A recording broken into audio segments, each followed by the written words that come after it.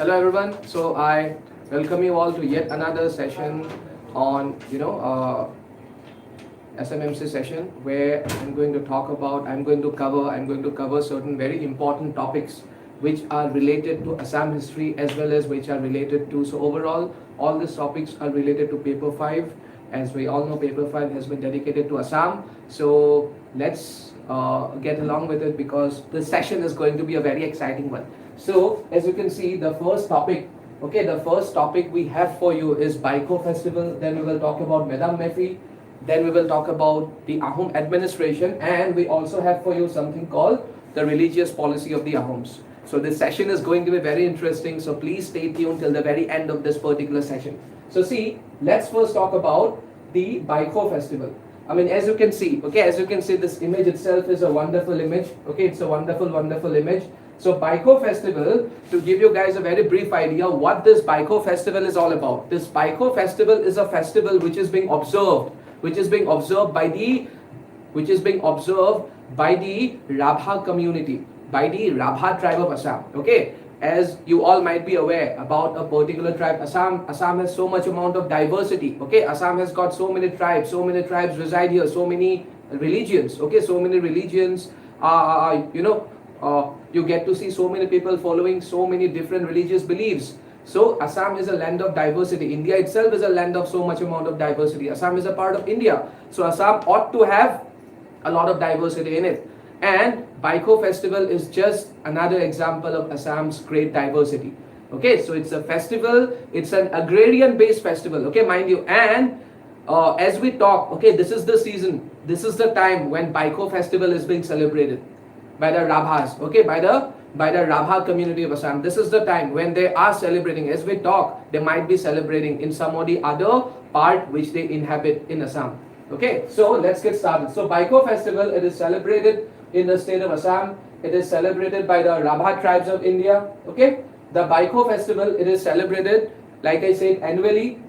It is celebrated to bring in auspicious harvest season. So like I said, it has a huge connection. It is an agrarian festival. Okay, just like Bihu is an agrarian festival. Okay, just like Bihu is an agrarian festival, Baiko is also an agrarian festival.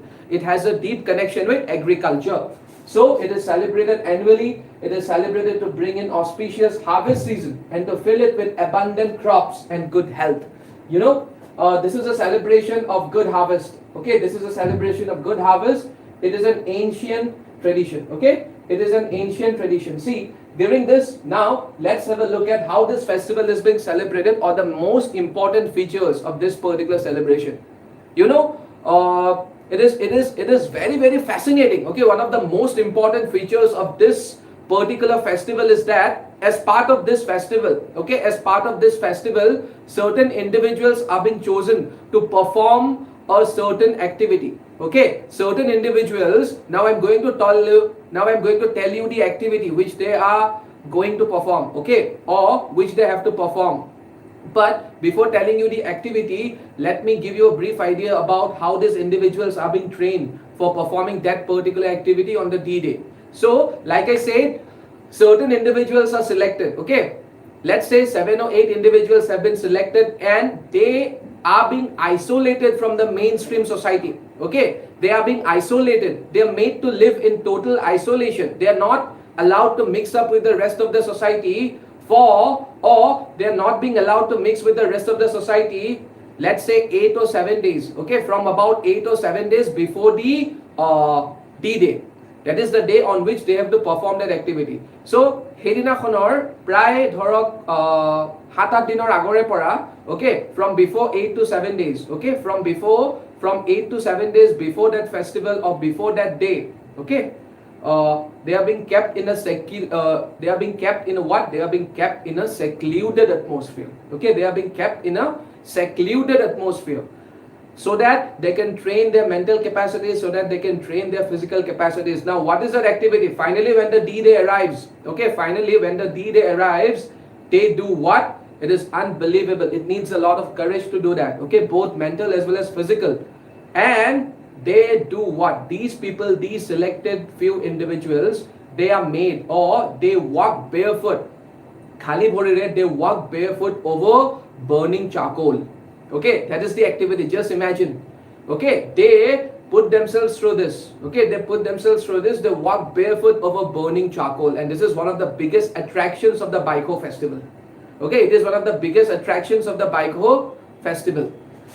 Now, during this festival, various rituals are carried out for warding off evil spirits, for bringing goodwill to community, and sparkling ample rains. In the afternoon, people dress in traditional attire and dance to drum beats. In the evening, they set alight a tall structure made from bundles of bamboo. After the sun sets, priests offer prayers to the god of harvest. After the prayers, priests, they run over hot coals which are left simmering by the fire. Okay? Now, see, as you can see here. Okay, so as you can see here, this is what I was talking about. You see, this is what I was talking about.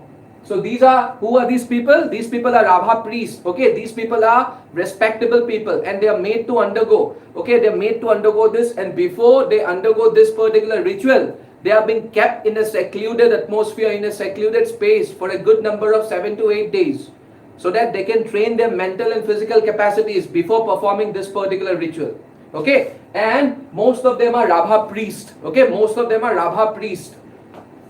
So this act is meant to honor the harvest deity. Okay, later women wash the feet of priests and serve them food. In another unique custom, Rabha tribes they smear their faces with rice flour and pour rice beer for others.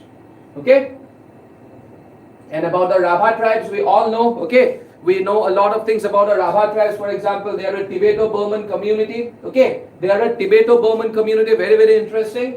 They reside in Lower Assam, in Garo Hills, in the Doar region of West Bengal. They also reside in the Doar region of West Bengal. Okay, you will find Rabha people in great numbers in places like, for example, Boko, in Gwalpara. Then you will also find a good number of Rabha people in the Sondrapur and in the Sonapur area. Okay, so all these people, all these places are predominant. Okay, all these places are predominated by the Rabha community. You know. Now let's talk about the famous Medam Mefi festival. Okay, see, Medam Mefi festival, I hope you guys are aware of this festival. It is one of the major traditional festivals of the Thai Ahom community of Assam. The word Medam Mefi, if you focus on the word Medam Mefi, here the word Dam and Fi means two different things. So in this particular festival, which is celebrated annually on January 31st, you will see that two entities are being worshipped. Now, who are these two entities? Okay, have you ever wondered? See, we all know that it is a festival which is being celebrated. It's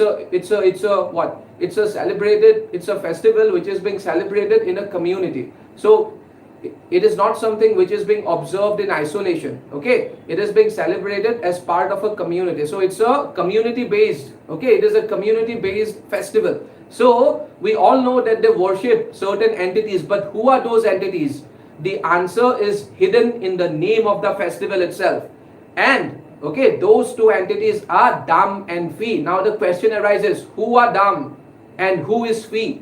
So Dam means your immediate ancestors who have died, because it's a, see, Medam Mefi festival itself is in conformity, is in harmony with what? It is in harmony with the ancient Thai Ahom beliefs.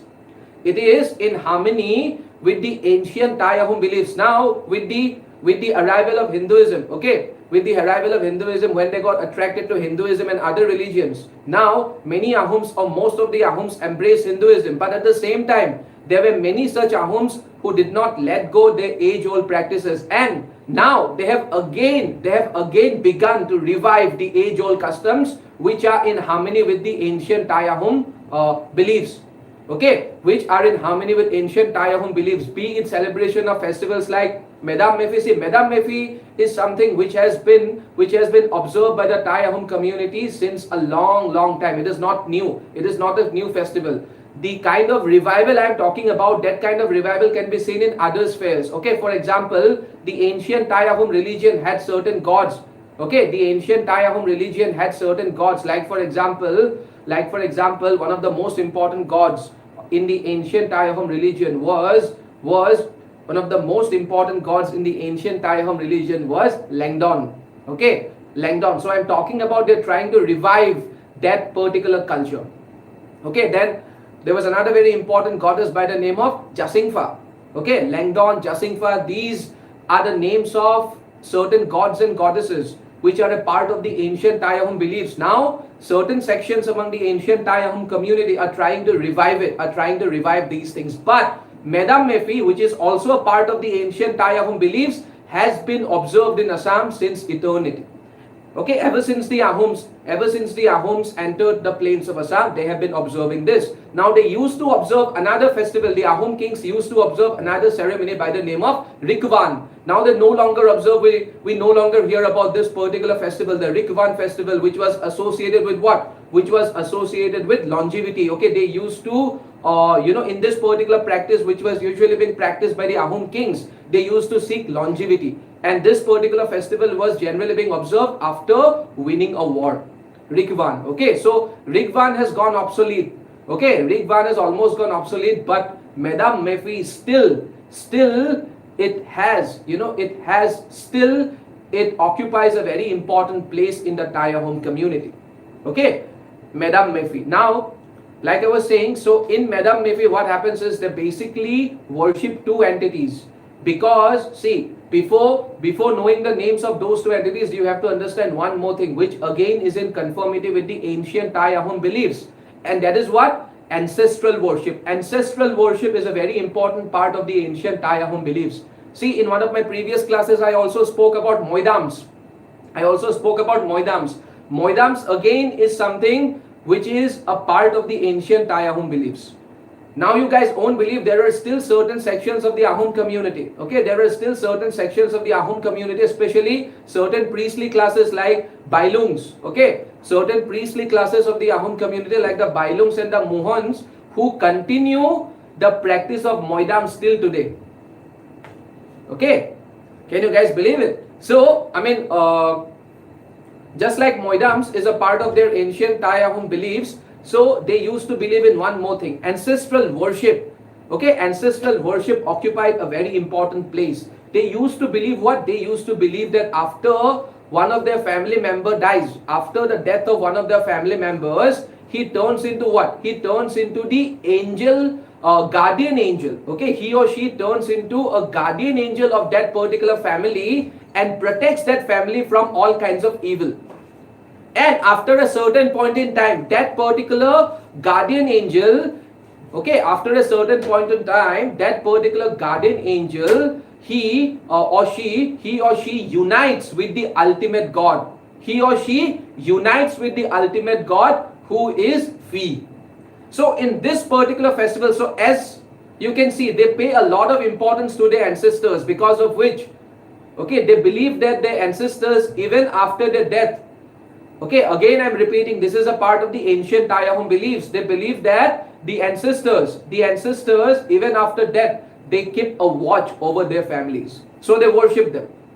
Okay, and they use the word Dam for the ancestors. And Fi is a word which is used for the ultimate God. Me Dam Me Fi. So this was the crux of the festival. Okay, this was the crux of the Medam Mefi festival. Okay, this was the crux of the Medam Mefi festival, which is very, very important. And mostly all the Ahom kings, if we talk about the political dynasty of the Ahoms in Assam, almost all the Ahom kings have performed Medam Mefi. Now, all the Ahom kings may not have performed the Rikvan ceremony, but most of the Ahom kings have performed the Medam Mefi ceremony in a very grand manner. And even today, it is being observed by the Thai Ahom community in certain selected areas. Okay, they have got designated areas in which they perform this festival. They also perform this festival at times in open areas, in open fields, and they observe this on January 31st. Okay, every year on January 31st, they observe this festival. ठीक है sir?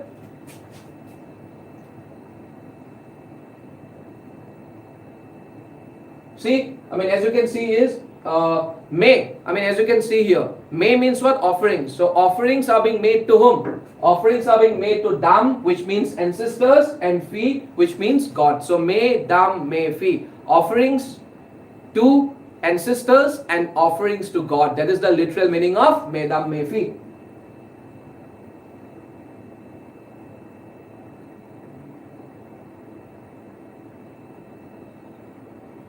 See, even though Medam Mefi is being celebrated throughout Assam, celebration in the districts of Sibsagar, Dibrugarh and Lakhimpur are owing to higher Thai Ahom's concentration in these areas.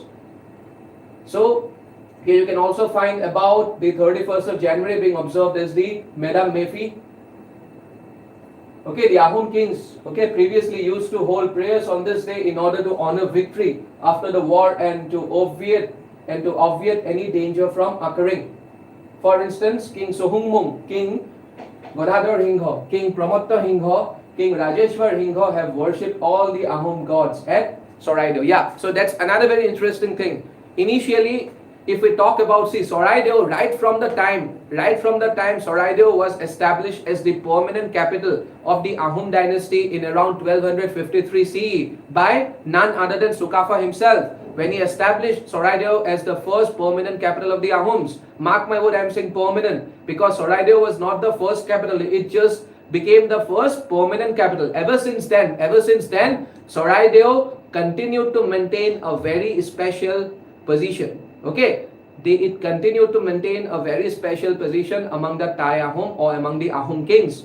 They might have changed their capital. Okay, they might have changed their capital, although we hear about, although the capital was changed many number of times.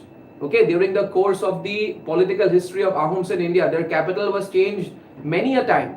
But the change in capital did not have any adverse effect. Okay, the change in capital did not have any adverse impact or adverse effect on what? On the sacrosanct status of Soraido. It continued to enjoy the same level of importance. And they used to perform. So Soraido is something which is very, very sentimental even today. Okay, even today for the Thai Ahom community, Soraido is one place which is connected with their sentiments, which is connected with their emotions. Okay, because Soraido, see again, because Soraido was the first permanent capital, and it was in Soraido that it was in Soraido that Sukafa, he also started the practice. Okay, he also started the practice of performing Medam Mefi in Soraido, and it was continued by the other kings. So two things remained constant with respect to Soraido. All the major festivals were celebrated in Soraido, and at the same time the moidams of the royal families were also built in Soraido. So you can well imagine that is another reason why we find all the royal moidams in Soraido. Why not in other places? I mean, we come across moidams belonging to officials, moidams belonging to nobles. Okay, those moidams are scattered. Okay, those moidams are scattered in various parts of Upper Assam. Or those moidams are scattered all over Upper Assam. But you will not get to see moidams belonging to the royal members. Moidams belonging to royal members, by royal members I mean Ahom kings, Ahom princes, or let's say Ahom queens. You will find that their moidams, okay, you will find their moidams only in Soraido. You will find that their moidams were always built in Soraido. Okay, because of the important position that Soraido used to occupy in the Ahom psyche, in the psyche of the Ahom kings, and it continues to occupy. It continues to occupy in an important position till today. It continues to occupy an important position till today in the minds of the Ahom people. Okay, as well as in the hearts of the Ahom community. Now let's talk about the Ahom administration. Okay, let's talk about the Ahom administration. Now see, Ahom administration is something which is very, very important, because we have to know about the Ahom administration. Otherwise, without a proper administration, Ahoms would not have been able to rule for as long as 600 years. We all know that Ahom dynasty is one of the longest serving dynasties. It is one of the longest serving dynasties, and many scholars also call it the longest serving dynasty of India. Okay, for 600 long years, for almost 600 long years, they ruled over major parts of Assam. They became the masters of the Brahmaputra Valley as well as the masters of the Barak Valley. So in order to be the masters of the Barak Valley and the Brahmaputra Valley, in order to hold your sway, in order to have such a level of dominance, in order to enjoy dominance like this for such a long period of time, you need to have a proper administration. Okay, you need to have what? A proper administration. So, Swap, Now, Ahom administration, if we talk about Ahom administration, okay, if we talk about Ahom administration, right at the top, okay, we all know that king was the most important person. But king will not administer, okay? King is not supposed to administer the activities of such a huge kingdom. So who were the people responsible for administering the activities? Of course, these people had the what? These people, I mean, delegation or responsibility was being given to these people by the king himself. Okay, king was who empowered these people, but who were these people? So we have to study this particular thing from that particular angle. Okay, we have to study about Ahom administration from that particular angle. So see, Sukafa himself, okay, Sukafa himself, when Sukafa and his band of followers, when they entered the Assam plains, okay, when they entered the Assam plains, Sukafa himself brought with him two officials, or so because we all know Sukafa was a Shan prince, so he had a fight, so he came from Upper Burma. So Upper Burma, you know, at that time I'm talking about that part of Burma which was then a part of China also. Okay, so you know, so his brother, okay, his brother Sukafa was already a prince, so he had a fight with his brother over who will be the next king. So when he saw that he did not have a future, he did not have a future in the Yunnan province, okay, he did not have a future in that particular area, he decided to move somewhere else with his band of followers. So that was the background of Sukafa. So in the, you know, so he was already a prince.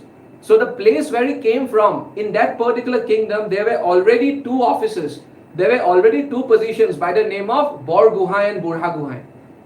There were already two positions by the names of Bor Guhai and Burha Guhai. So when Sukafa came to Assam with his band of followers, he brought these two positions along with him.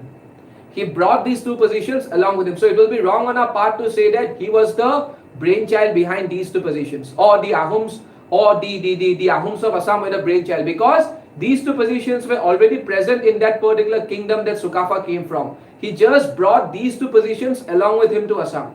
So the point I'm trying to make here is the positions of Burha Guhai and Bor Guhai, they have been, okay, they have been a part of the political history of Ahoms in Assam since day one. Since day one, since 1228 CE, they have been an important part of the Ahom administration. I'm talking about the Ahom administration of Assam. Okay, which two officials? Bor Guhai and Burha Guhai. Okay, Bor Guhai and Burha Guhai. So these two officials are the oldest. Okay, these two officials, they are the oldest. They are two of the oldest officials in the Ahom administration, and also two of the most important, okay, two of the most important nobles. Okay, two of the most important nobles of the Ahom king. Later, okay, later it was only during the reign of Suhumung, as we all know Suhumung. Okay, Suhumung the Great, he was a great king. Why was he a great king? Because it was during the reign of Suhumung that Ahom kingdom started expanding in all directions, in the you know, in the east, in the west, in the east as well as in the west. It began to expand. It began to expand. So it was only during the reign of Suhumung. It was only, see, you have to understand history. Okay, you have to history becomes very simple.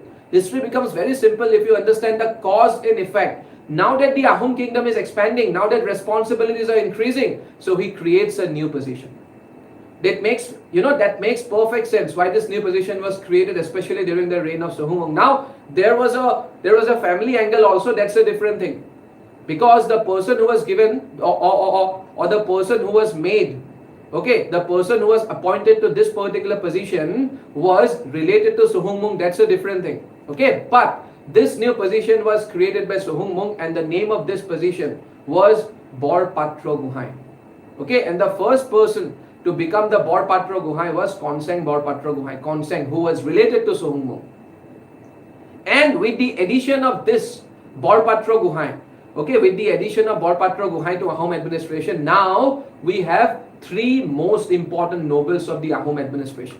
And these three most important nobles, okay, and these three offices, they remain the most important offices in the Ahom administration till the very fag end of the Ahom, you know, rule in Assam. Is it Tumar Bor Guhai, Burha Guhai and Bor Patra Guhai? they remain to be the most important offices in the Ahom administration till the very climax of the Ahom rule in Assam. And these three positions, but these three officials were also known as Dangorias. Okay, these three officials, they were also known as Dangorias. And we have also had instances, okay, when the Burha Guhai was also made the Raj Montri or Prime Minister. For example, Aton Burha Guhai. Aton Burha Guhai, he was Burha Guhai, and he was also given the responsibility. He was also appointed to the position of Raj Montri. He was the Prime Minister. Okay, so you can well imagine the powers of these three nobles. So these three nobles, they were what? These three nobles. And there was one more thing that you have to know about these three nobles. These three nobles, there was a rule, okay, there was a rule being laid down that these three nobles, the persons selected to occupy the position of these three nobles, okay, the persons selected to occupy these three positions can only be from Ahom family. Okay, they have to be Ahoms. The people occupying these three positions had to be Ahoms.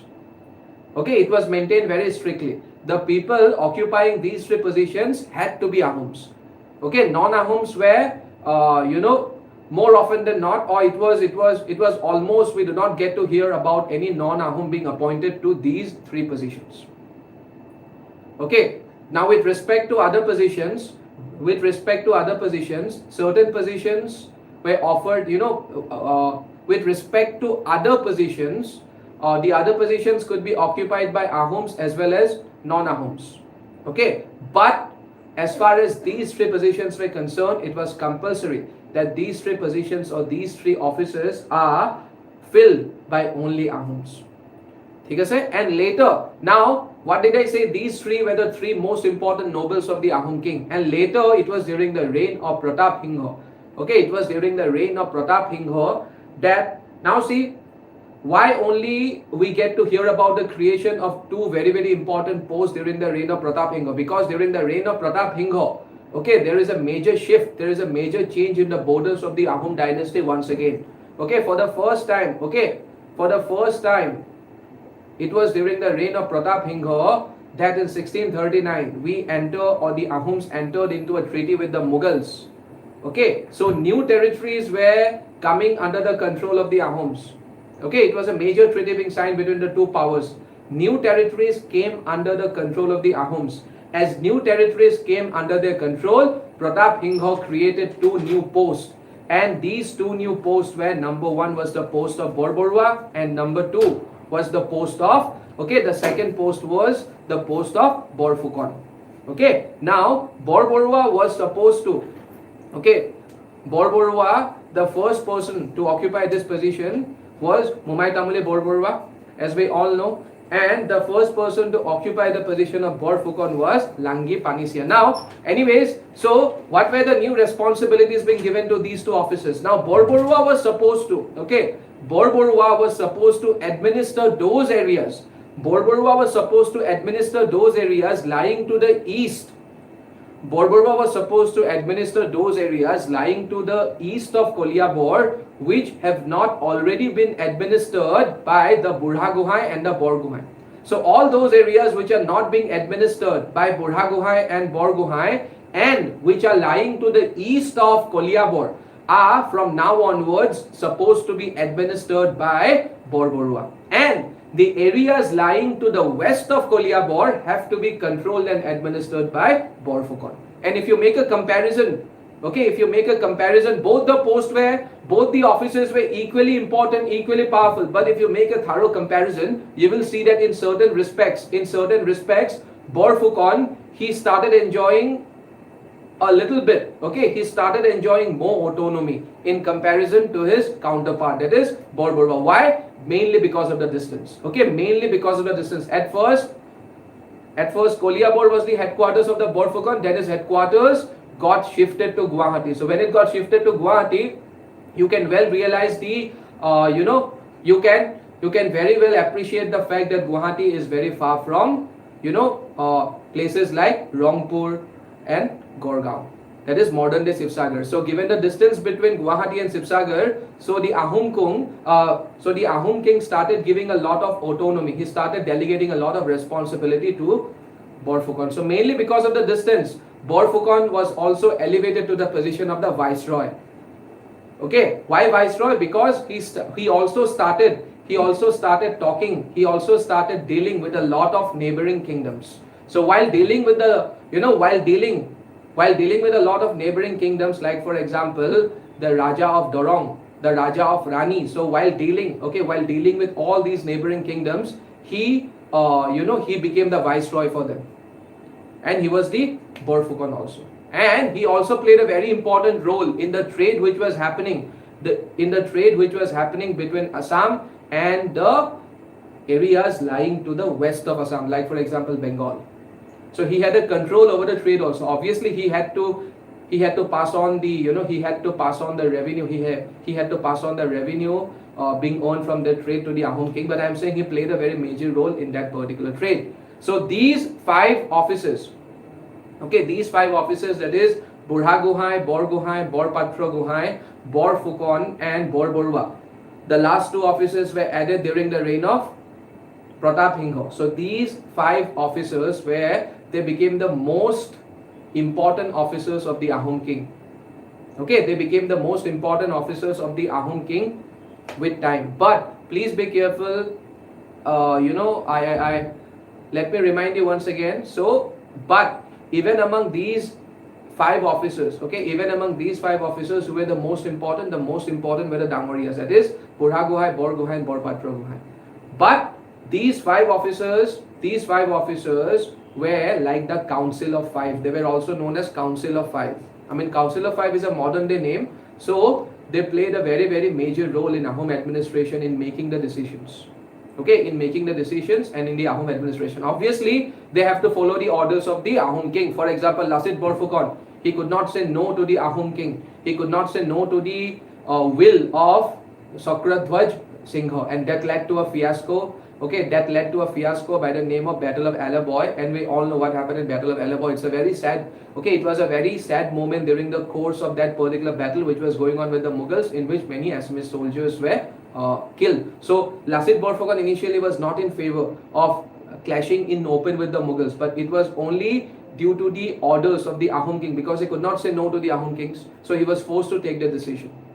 So the point I'm trying to make here is, although the position of Borphukon used to enjoy a lot of autonomy, but at the same time, all the nobles, they could not say no to the king, or the decision of the king was final. But we also hear about many nobles, especially we also hear about many nobles, among these 5 nobles, we hear about many nobles who also became very, very powerful, and we also have instances of kings becoming mere puppets in their hands. We have instances of kings becoming mere puppets in their hands. We hear about so many nobles. We hear about so many nobles throughout the history of the Ahom dynasty in Assam. There have been times when these nobles, one among these 5 nobles became so powerful that he started treating the Ahom king like a mere puppet. And they also played a very important role. They also became kingmakers with time. So these were the 5 most important nobles. See, the Ahom rule was again single feudal system where the land owned to the crown only. So introduction of the pike system. So as we all know, pike system is another very, very important part of the Ahom administration. So pike system was not introduced by Pratap Hingho. Pike system has been there. Again, pike system has been there since the time of Sukafa himself. Basically at that point in time, pike system meant what? The people belonging to other tribes helping Sukafa with his needs. That's how the pike system originated. But it was given a proper structure during the reign of Pratap Hingho by his Borborwa, Mumai Tamale Borborwa. And what is this pike system all about? Pike system in a very, In simple words, pike system was a compulsory what? It was a compulsory military and non-military service. It was a compulsory military and non-military service being rendered to the Ahom king by the people living within the Ahom territories. Okay, it was compulsory for those people. It was compulsory for those people. Now the pike system also underwent many changes with time. It also underwent many changes with time. There came a time when people were given the choice. Okay, when the people were given the choice to pay money in lieu of what? To pay money in lieu of rendering manual service. And so a pike system is also very important because the Ahoms, okay, the Ahom kings never had a standing army. It was only during the very end of their rule that they managed to, thanks to the great, thanks to the great Burha Gohai by the name of Purnananda Burha Gohai, thanks to that great personality, that the Ahoms finally were able to, able to come up with a what? Come up with a standing army. But that standing army was also not that big. So because maintaining a standing army is not a matter of joke. You have to take into consideration so many factors. You have to pay them regularly, etc., etc., etc. So the Ahoms, for the larger amount of time, they did not have a standing army. So if they did not have a standing army, how did they win all these wars? What did they depend on? They depend on the pike system. That is why I say pikes were, okay, people who used to deliver, all the able-bodied persons above the 18 years of age, barring old people, barring women and barring children, had to render compulsory military and non-military service to the Ahom kings. That was the pike system. And certain members of the, so these people were known as pikes, and certain pikes were also grouped. Certain pikes were also, they were grouped together and they were asked to carry out various economic professions. And that particular system came to be known as khel. So certain pikes were grouped together and they were told to carry out one particular economic profession. For example, certain pikes were grouped together to form a khel. Like for example, the khel of Sonoals. Okay, the khel of Sonoals, or the gold washing people. Okay, the people who used to extract, the people who used to separate, or the people who used to get gold. Okay, the people who used to separate gold, the people who used to wash gold. Okay, the people who used to obtain gold particles, who used to obtain gold from the riverbeds. Okay, then there were many other khels. Okay, there was another khel by the name of Hiloidhari. Okay, it was related with cannons. There was another khel by the name of Japi Hozia. Okay, there were so many villages in Assam. By so many villages, still you will get to see that so many villages in Assam have been named after the once prevalent khels. Like for example, Japi Hozia, Khutakotia. Okay, in Dibrugarh there is a village by the name of Hiloidhari. So what was Hiloidhari? It was a khel. See, very, very interesting.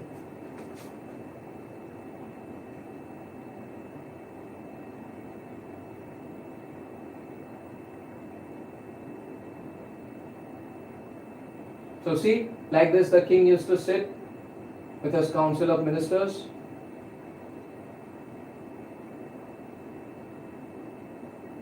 See, Burha Gohai and Bor Gohai in the 1280s, they were given independent territories and they were sovereigns in their given territories called Bilat or Rajya. Although they were sovereigns, but I don't agree that they used to enjoy or they were sovereign, because the only sovereign, they had to obey orders, or their actions were dependent on the orders of the king. So they were not complete sovereigns. Yeah, so they were sovereign.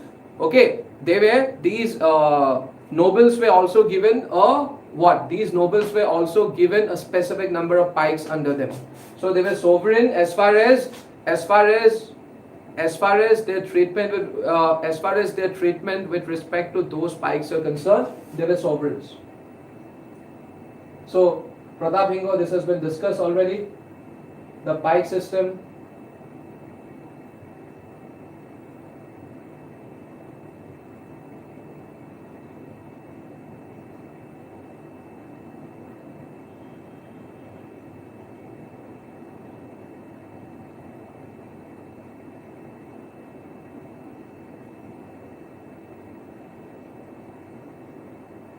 See, now talking about a taxation system. Okay, it was in Kamrup that Chandrakanta Hingha introduced a tax on land called Khori Kotona. Okay, for fiscal purpose. See, now there was a difference. Revenue administration of Upper Assam was very different from the revenue administration of Lower Assam. See, revenue administration of Lower Assam. Okay, see, with time, Lower Assam or parts of Western Assam. Okay, that is more appropriate. Parts of Western Assam also became a part of what? Parts of Western Assam also became a part of the Ahom kingdom. So when they became a part of the Ahom kingdom, the Ahoms did not, the Ahom kings, they did not try to make many changes. They did not try to make many changes in the revenue administration model. The revenue administration model, which was already prevalent in that part of Assam, it was kept just like that. So in that part of Assam, how was it like? So the districts, okay, the districts in Western Assam were divided. The districts in Western Assam were divided into parganas. So a revenue officer responsible for a particular pargana came to be known as Chaudhary. Okay, so again, those parganas were further divided into taluks. So people or officers responsible, okay, officers in charge of a particular taluk or officers in charge of taluks came to be known as talukdars. Again, taluks were further subdivided. Okay, again, taluks were further subdivided and officers in charge of those territories. I am talking about revenue officers. So revenue officers in charge of those territories came to be known as Thakuriyas. So this was the key. This was the revenue administration of Lower Assam, and revenue administration of Upper Assam was very, very different because the Pikes were supposed to pay taxes also. Okay, the Pikes, they were supposed to pay taxes also. See, so on top of that, lands were also granted by the Ahoms. Okay, lands were also granted by the Ahom Rozas.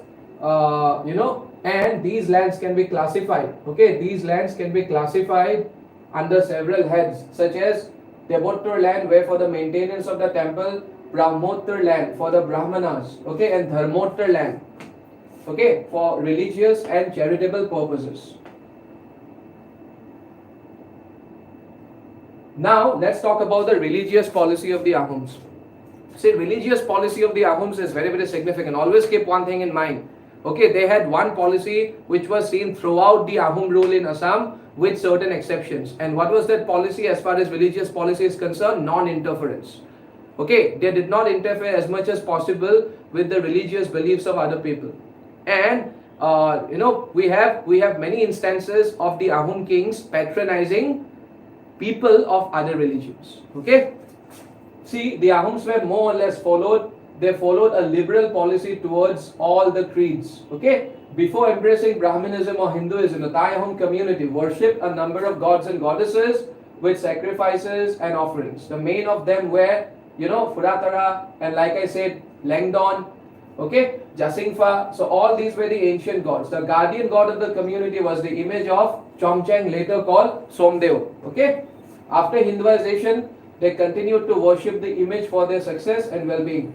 They had their own priest named Diodhai, but gradually, and Diodhai was not the only priestly community. Basically, Diodhais were there, then Tumar Mohans were there, Bailungs were there, Sirings were there. Okay, all these are Ahom priestly communities. See, now Brahmanism or Hinduism entered in the Ahom court. Okay, during Bamuni Rosa. Okay, during Bamuni Rosa. And Jayadhwaj Singha, okay, and Jayadhwaj Singha, he became the first Ahom king to embrace the Hindu religion formally. His successor up to Lora Rosa accepted Vaishnavism as the creed, but Godadhar Singha became a Shakti worshipper. Okay, so mainly what I'm trying to say is mainly the Ahoms were primarily attracted to all the three major sects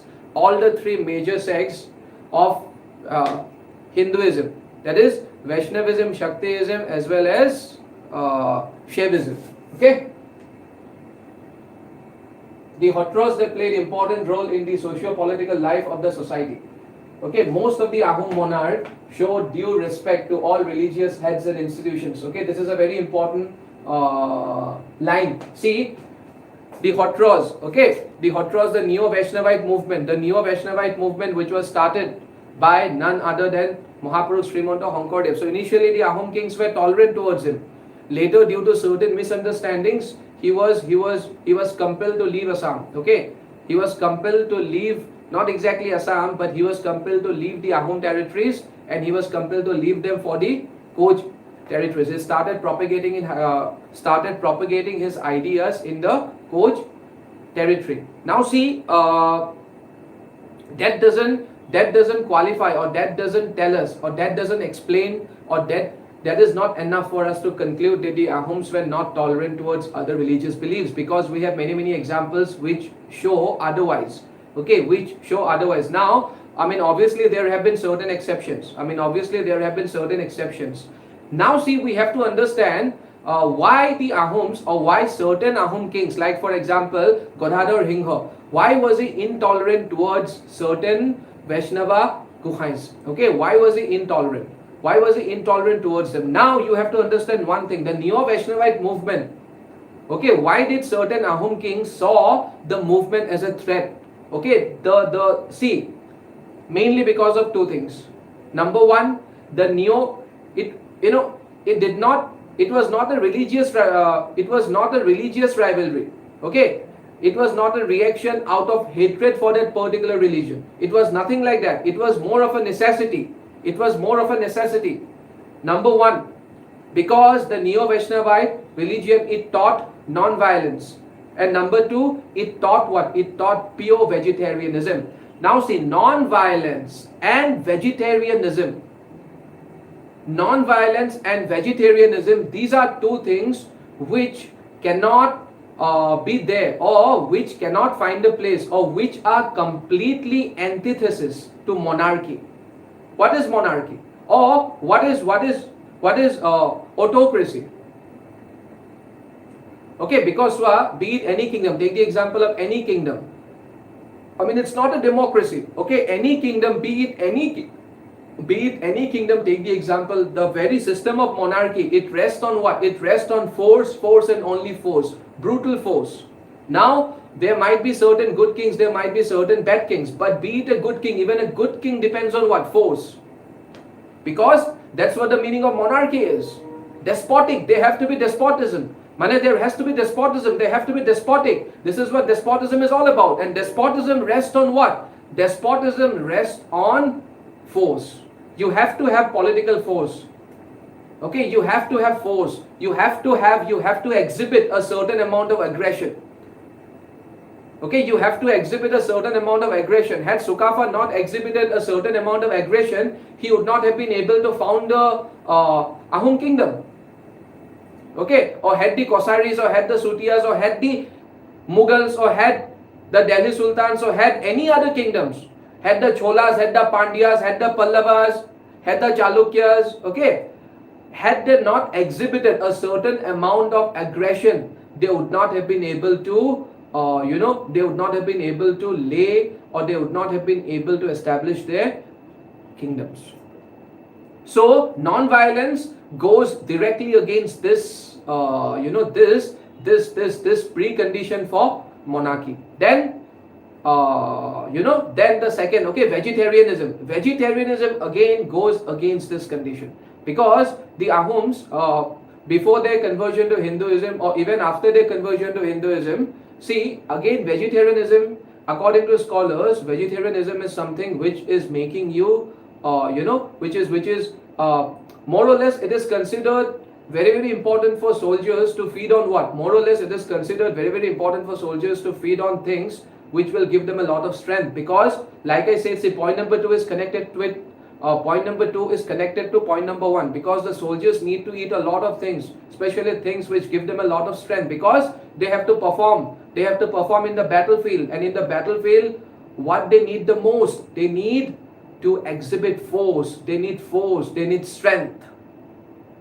So since these two core principles, and these two were the core principles of the Neo-Vaishnavite movement, since these two core principles of the Neo-Vaishnavite religion were going against the very foundation of the monarchy, so certain Ahom kings from time to time had a problem with the Vaishnavite religion. Now there were certain other reasons also. Okay, there were certain other reasons also. For example, it was for another reason that the Mohammedan rebellion started. So Mohammedan rebellion was again, we see that Mohammedan rebellion again, but those were certain exceptions. Okay, Mohammedan rebellion or the reasons. Okay, the first reason behind the Mohammedan rebellion started a long time before the rebellion began. The rebellion began only in 1769. So it is largely believed that it was Queen, or it was Bor Rosa Pulesari, the first wife of Hivohingo. It was due to one of our it is due to one of her misdeeds. So it is due to one of her mistakes. Okay, that the seeds of the Mohammedan rebellion were sown. So these were certain exceptions. Okay, these were certain exceptions. And who were the Muhammadiyas? Muhammadiyas were the disciples, or they were the members of the Maya.